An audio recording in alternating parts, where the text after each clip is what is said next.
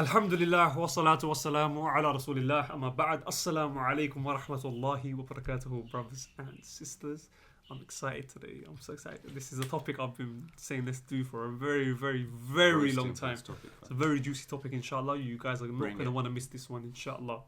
First of all, brothers, just give salam to the people then. Assalamu alaikum. Assalamu alaikum wa rahmatullahi wa barakatuh. Assalamu alaikum. Today's topic, inshallah, is going to be on the issue of unity. And the reason why we chose this topic is because nowadays, Everyone wants to mix. Everyone wants to unite. People are saying, and, we want to see what different types of unity are there. Are there, any types of unity that we shouldn't do, that are blameworthy in the Quran and Sunnah? And obviously, we've got so many things going on around the world. The Muslims are being oppressed. The Muslims are being attacked. The Muslims are, wherever you go, any part of the world you look at, the Muslims are being victimized. Whether they're being called terrorists, whether they're being, physically attacked, whether they're being, like what's happening in Palestine, what's happening in, Rohingya. Everywhere you look, things are happening. And one of the most common calls that you hear are we all need to unite against the common enemy. That's the solution to our problem. So we want to address this and see, is that really the case? So let's go straight into it. Who wants to... Yeah, can I go first? Just try to go. Because I'm very forgetful, so I'll probably forget the point. Alhamdulillah wa salatu wa salamu ala rasulillah amma ba'd. So first I just want to start off on a kind of positive light, which is, yes, we should unite. And unity is a good thing. Okay, one of the biggest issues that we're facing is disunity. Okay, and it's causing a lot of issues within, the Muslim community and within, our deen and the way that we practice. Okay. Wait, 1 second. Let me ask you a question. Is unity in and within of itself a good thing? In and within of itself a good thing? Yes. I disagree with you. I disagree. I disagree with you. Unity Same. in and within of itself is Okay, not let me a good explain thing. what I mean. You agree with him? Let me explain what I mean, and Okay. then maybe, inshallah, maybe I probably got it wrong, innit? Okay. Unity is something that we should do. Okay. Okay. First of all, do you agree with this? Yeah. No, you need to add more to that. Wait, that's what I'm saying. I'm adding it. No, I think that's the wrong place to start. Because you lot are now. I'm not going into the specific yet. We will go into the My specific. question is, I'm saying, what are we uniting upon? Nah, that's a specific that we have to Okay, go go into. on. I'm saying, But that's the should point. we? It's not, Yeah. it's not You can't leave it general. Because people leave it. One thing that annoys me that these days, many dairies, they leave it general. We all need to unite. Let me ask you a question: is unity a good thing? In and within of itself, No, it's not good or bad. If you're asking It just depends the on word what you're unity, uniting no, upon. Basically, in other words, he's saying mutlaqan, unrestricted. You can't say unrestricted. unity. You can't say unity is good. Shall I tell you why? Because there are times in the Quran where Allah subhanahu wa ta'ala, Perfect. He praised disunity. He mentioned unity in a negative way. In negative and positive. Yeah, both. For example, when Allah subhanahu wa ta'ala said... About the Jews. when Allah subhanahu wa ta'ala said in Surah Al-An'am, Surah Al-Anfal, Allah said, and do not become disunited. If you do, your strength will go. That disunity now is negative. Allah saying, if you become disunited, you become weak, you become scattered. As in unite. Yeah. Yeah. Okay, But then, that not support my point? No, he's saying that does. But then Allah praised Ibrahim alayhi salam for disuniting. And Allah told us he's a role model. Allah said, قد كانت لكم أسوة حسنة في إبراهيم والذين معه إذ قالوا لقومهم إنا براء منكم ومما تعبدون من دون الله كفرنا بكم وبدا بيننا وبينكم العداوة والبغضاء حتى تؤمنوا بالله وحده. Allah, look, he said inside Ibrahim is a good role model for you. And what is Allah praising him and saying he's a role model for? The fact that he said to his people, I'm free from you, I'm disunited from you. Inna bura'a'u minkum, I'm free from you. He not only that, he said, كفرنا بكم, I disbelieve in you. وبدا, it has now started. بيننا وبينكم العداوة, enmity, والبغضاء, hatred. He said, I hate you. So, and Allah praised him for that. He praised him for disunity. But that disunity was based on because of their disobedience towards Allah subhanaanu wa ta'ala. Exactly. That's his point. Exactly. So but that's the point I'm trying to make, innit? That okay, cool. Now I understand where you're coming Same from. way, even when Allah talks about the I don't Jews. do the penny drop.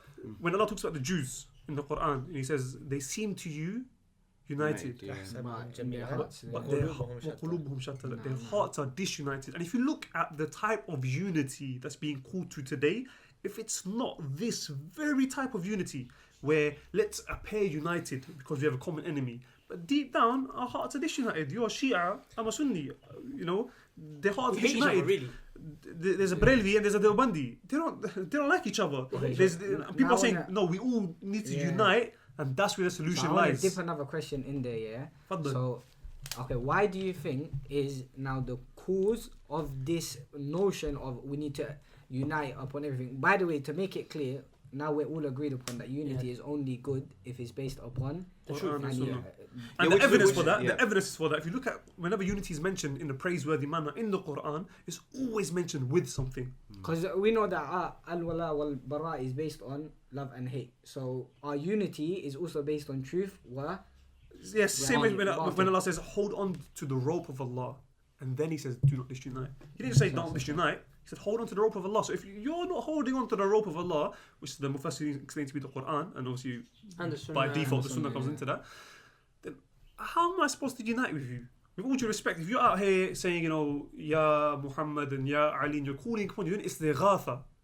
When you know you're directing worship which is only for Allah, you're sending to other people. How can I unite with And you? it's Not kind only of that, a the Shia nifaq are as telling well. you this Quran has been corrupted. They say in the original Quran there are 17,000 verses. Not even one of them is in this Quran today. Not even La ilaha illallah. We say Austin. So I'm saying the Asha'ira are actually adding letters into the Quran. When we say Ar-Rahmanu ala al-arsh istawa, they say it's not istiwa, it's istawla. They add a lam in there. I'm saying these people have actually, when Allah said unite on the Quran, on the rope of Allah, they've actually changed the Quran. So how can I unite with them? Yeah. Also, there's a element of nifaq there as well, isn't it? Because if you think about hypocrisy. Oh, you must say hikmah there for a second.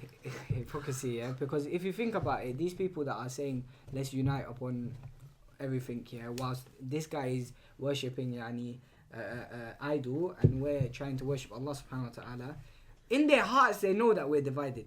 We're not on the same thing. But outer appearance they want to seem like we're united. And that's This is exactly the one of the yani, Jews. The one that Allah hypocrisy, yeah. the one that Allah what's the word? He He admonished. admonished, that's the word. He admonished them for that. The question now I wanted to throw in is why is it that people have come up with this notion of let's all unite? Shall I tell you why? And I'm not going to lie, the reason they come out with it is a good reason. It is to strengthen the Muslim, because Allah did say in Surah Al-Anfal. That's their intention. Yeah, I really That's do what they understand wanted. to an extent where a lot of them are coming from. I kind of get where they come from. Because look what Allah subhanahu wa ta'ala said. He said, obey Allah and obey His Messenger. وَلَا تَنَازَعُوا وَتَفْشَلُوا وَتَذْهَبَ رِيحُكُمْ. Allah said, obey Allah and His Messenger, and then do not become disunited. If you do, your strength will go. Imam Ibn al-Qayyim in his book Furusiyatul Muhammadiyah, at the end he explains this ayah. He said this ayah is the dome of victory, because Allah mentions 5 things that will give the mujahideen in the battle for victory. He said this is the dome of victory. When he talks about the 4th thing, which is unity, he said this is such an important thing, because if the Muslims become disunited on the battlefield, it is as if you have given another army to your enemy. So we don't disagree that our disunity has made us weak. But now we have to go back into history and ask ourselves, what is it that disunited us in the first place? Because if you want to unite, you can't unite. Like, for example, we can unite on a football team. Yeah. We can unite on a pair of trainers that we all like. Like, we can unite upon one faction of Islam over the other. Do you understand? But what did Allah want us to unite upon? Allah clearly said, as you mentioned, وَأَعْتَصِمُوا بِحَبْلِ اللَّهِ جَمِيعًا. Hold on to the rope of Allah. وَلَا تَفَرَّقُوا, and do not be disunited. So what we're uniting upon is the Quran and the Sunnah, and that necessitates according the understanding of the Salaf, because that's the understanding of the Quran and Sunnah that Allah subhanahu wa ta'ala intended when He sent it down. Does that make sense? Yes. So that's what we're supposed to hold on to. So then that's going to be the solution. Now when you go back in history, you find out what caused the divide. Do you know what caused the divide? Wallahi, you'll be shocked, brothers and sisters. Yeah, sisters. Not sisters, yeah. In case one thing is that we hide in sisters. What caused the divide was this. The first divide happened at the time of Uthman radiallahu anhu, when the Khawarij came out and they killed him, and they stayed at the time of Ali radiallahu anhu. They fought him. The first crack in this united glass appeared, and then what happened? Then came out the Shia. The second crack. So what is it? Bid'ah. And another bid'ah. And then came out the Jahmiyyah. And the crack widens, the gap widens. Then came out the Mu'tazila. the gap widens. Then came out the Madrasatul Ahlul Ra'i in Iraq, the people who would give precedence to the intellect over the text, widened. Then came out the issue of the Quran is created, which is part of I'tizal and Jahmi. Then the Asha'ira. Then came out the Fatimiyin. Then came out this Dawla. Then came out that Dawla. Then came out until just one sect, the Shia. Some of the ulama explained within them they have 200 different sects. How many types of Sufis do you know? How many types of Ikhwanis do you know? Now you got Hizb al-Tahrir, you got Qutbis, Sururis, Banna'is, Al-Qaeda. But the groups just kept dividing. What was it that caused the disunity? Al-Bid'ah. Yeah. That's why the Prophet sallallahu straight from the path, and here we go. That's what it was. Yeah. That's why the Prophet sallallahu alaihi wasallam, he mentioned to us. He said, look at this. إنه من يعش منكم فسيرى اختلافا كثيرا. He said, if any one of you live, you will see a lot of dispute, a lot of disunity, a lot of different. You're not going to be united. The Prophet told you the solution. فعليكم بسنتي. Hold on to my sunnah. وسنة الخلفاء الراشدين المهديين. And the sunnah of my four right خلفاء من أبو بكر عمر عثمان علي رضي الله تعالى عنهم. عدوا عليها بالنواجذ. Hold on to it with your molar teeth. So that's the solution to the disunity. Then he told you the problem. وَإِيَّاكُمْ وَمُحْدَثَاتِ الْأُمُورِ. Stay away from the newly invented matters. وَكُلَّ مُحْدَثَةٍ بِدْعَةٍ. Every newly invented matter is a bid'ah. وَكُلَّ بِدْعَةٍ ضَلَالَةٍ. Every bid'ah is a misguidance. And وَكُلُّ ضَلَالَةٍ فِي النَّارِ. And every single misguidance is in a hellfire. Another narration, Sunnah Ibn Majah, the Prophet said, وَالشَّرُّ الْأُمُورِ مُحْدَثَاتُهَا. The most evil. You're talking about evil? The most evil of things is the bid'ah. So then when you want to do this disunity, which is the Jewish the unity that Abu Bakr mentioned, which is the Jewish unity, the unity of let's hold hands even though we disagree. Yeah. Okay. What is that doing? That's actually allowing the bid'ah to spread. That's actually allowing the very cause. Because imagine, let's just say there's a Shi'i here. And let's say I'm a Salafi. And let's say there's a Hizb al-Tahrir. If I'm out there and I'm refuting the Shia and I'm refuting the Hizb al-Tahrir, is he going to want to unite with me? No. So in order for us to unite, it necessitates I have to stop talking about his bid'ah. Yeah. Which means the cause of the disunity will always prevail. And in fact, to even further back that up, in fact, Saad, obviously every time we try and go back to the Quran and the Sunnah, whenever we have an issue or we're looking for a solution or to find out what the problem is. So obviously we've got Muslims being oppressed all over the world. We've got issues that are happening. Are there any verses that talk about why evil and corruption spreads throughout the lands? Yeah. Why evil things happen? Why bad things happen to us? Are there any verses that talk about this issue in the Quran? Yeah, but before I answer that question, can I say something else? Go on, Fadl. Sorry. I just have a question, right? Because somebody might be thinking this, and I just want a clarification, right? Sorry. So you mentioned that the disunity, right, which came about in history over time amongst the Muslims is due to the bid'ah, okay? But what do you do in a situation, right, where we have certain Muslims, they all call themselves Sunnis, but they consider that the only disunity that we have, the only differences that we have amongst each other is only fiqh related issues. It's only fiqh related issues, and it's nothing aqeedah, nothing major, which is actually really a issue between us. Rather, it's an issue pertaining to fiqh. So, I like to pray like this, you want to pray like that, you say this hadith is weak, I say this hadith is authentic. What do you do in that situation? Because a lot of people, they say, no, that's really the only problem. The problem is, no, it's just fiqh related issues. So for that reason, it's nothing major.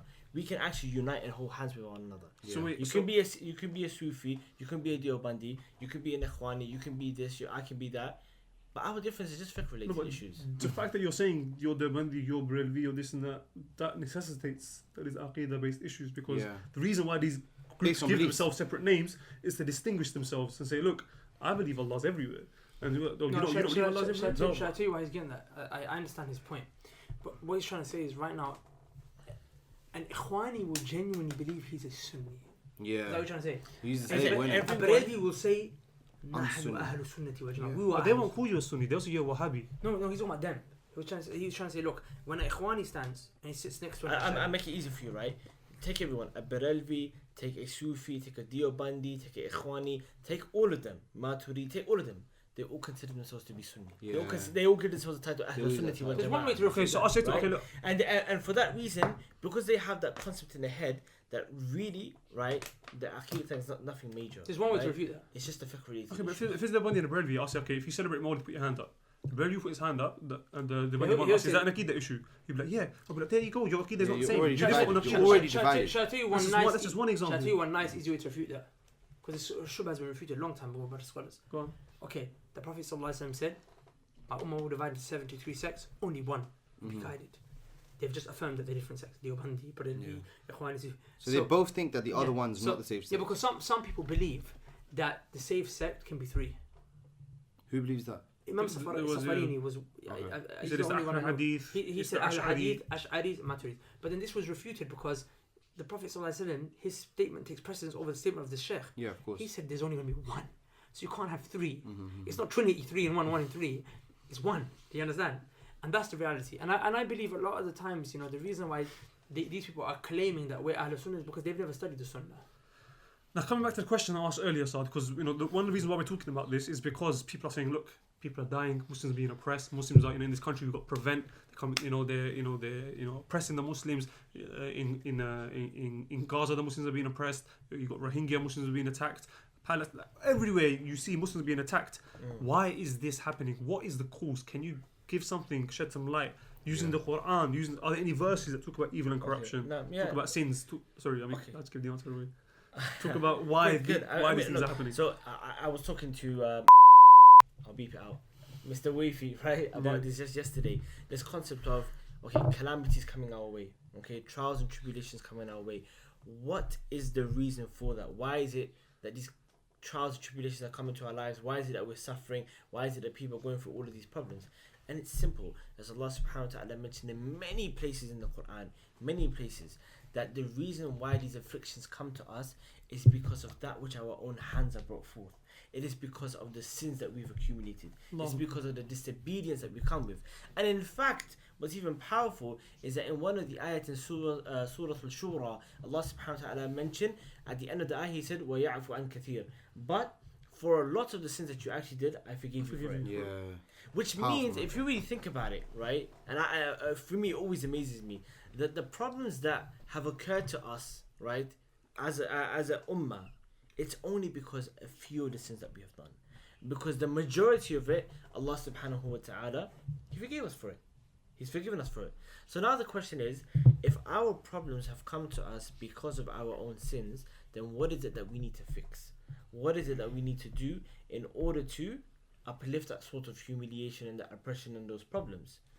Perfect. Just before that one, strides, what is the work? We've established that from the Quran, that the reason, I think it's Surah Al-Rum, right? Well, it says even corruption is spread throughout the land because of what the hands of men have wrought. In other words, your sins. In the story of Musa alayhi salam, where the water didn't come down because of one man's sin. The whole nation, suffered. So strides, we've established that sins are the cause of evil and corruption. So what's the worst sin? Well, in the sight of Allah, the worst sin is shirk.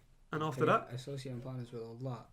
And after that is bid'ah, innovation. So these two things are the greatest sins which will cause the greatest amount of fitna and fasad. And they're the two you're saying, let's overlook that and let's unite. You're not getting a solution. You're adding to the problem. The solution would have been to say, look, hold up, my brother over here, you're saying Allah is everywhere. Let's sit down, let's talk. We need to clarify that. Let's go back to the Quran and Sunnah. My brother over here, you're saying you celebrate the Prophet's birthday.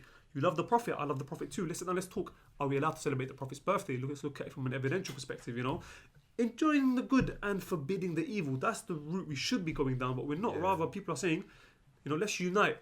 That's like the lazy way of bringing people together. Exactly. Giving doubt to them is really when you care about them, you tell them what you believe. And in that case, you're just saying, listen, just forget about that. We got different things to talk about. Exactly. You're just going past the actual issue. You don't really care about them, word you mentioned, lazy, is so important because I was going to mention something according to that. Then after that, it's the issue of people, like, they want to be so hasty and they don't have patience. Wallahi, some people, they'll come out and say, but brother, are we always just going to keep talking about Tawheed and Aqidah and so on and so forth? Brother, we're not getting nowhere. And people just want to become so hasty in finding the solution that they'll take any sort of path to just get They that. want the fruits, but they don't want to sow and No, harvest they and wanna see- put the hard exactly. work in. They just want the fruits to come out from Exactly, nowhere. that's The what Prophet I was sowing that mentioning. seed for 13 plus years. Subhanallah. Hatta even in Medina, when the Islamic State was established, Allah sent down an ayah saying, فَعْلَمُوا أَنَّهُ لَا إِلَهَ إِلَّا اللَّهِ. Have knowledge of La ilaha illallah. Be educated about La ilaha illallah. And the Sahaba were like, "Oh, we've been studying it for so long. Allah did not go back to it. I've got a question, yes. Obviously, not at the time of the Prophet sallallahu alaihi wasallam. Obviously, he had all the knowledge and stuff like that. There were also some companions who would ask the Prophet about times of evil and what to do in those times of evil. Were there ever any times where, for example, right now we live in the West, or we live in a time where we don't have an imam as Muslims. We don't have any leaders. We don't have because. Khilafah. There's no khilafah. There's no leader for the Muslims, and obviously we live in a time where it wasn't like that at the time with the Prophet sallallahu alaihi wasallam when they were in Medina. Obviously in Mecca they had that, but they always had the Prophet. And he was the imam all the time. Yeah. So, are there any hadith that talk about when you don't have an imam, what to do? And did they ever mention unity, anything like that? Yeah. The Prophet ﷺ was asked by Hudayfa ibn Yaman radiyallahu anhu about the times of evil. He said to him, فَإِنْ لَمْ يَكُنْ لَهُمْ جَمَاعَةٌ وَلَا إِمَامٌ. What do we do if we don't have a jama'ah, if we don't have an imam? Like we live in a time where we don't have the Muslim jama'ah, the Muslim unity is not there. We also don't have a Muslim imam, we don't have a Muslim ruler. And that's exactly kind of our situation. We live in the land of kuffar, Theresa May ain't my ruler. Do you understand? I mean, I live in this country and I'm not going to cause them no problems, but she's not my ruler. Do you understand? She's Prime Minister of the country where I live, but she's not my ruler. So what do we do in this situation? And it's interesting, what the Prophet ﷺ said, in this time where the Muslims would be weak, in this time where the Muslims would be in a dire state, in a time of evil, as the hadith mentions, the Prophet ﷺ said, فَأْتَزِلْ تِلْكَ الْفِرْقَ كُلَّهَا. The Prophet ﷺ said, leave off every single group, run away from every single group and sect. Whoa, one second. This is juicy. 1 second. You're saying that the Prophet ﷺ said, when you're in a situation, you don't have an imam, you don't have a jama'ah, he said, cut yourself off from every sect. Yeah. Every group. And today, we've got these callers who are coming and saying, no, we need to unite. Right now, this is what's going to help us. We need to unite.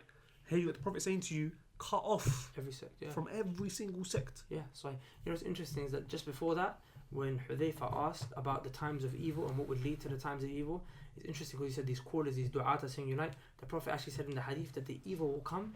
Why? Du'atun, because of people giving da'wah. Ala abwabi jahannam, they will be at the gates of the hellfire. فَمَنْ أَجَابَهُمْ إِلَيْهَا قَذَفُوهُ فِيهَا. Anyone who responds to their da'wah, unity and all this, whatever they call to, will fall into the fire with them.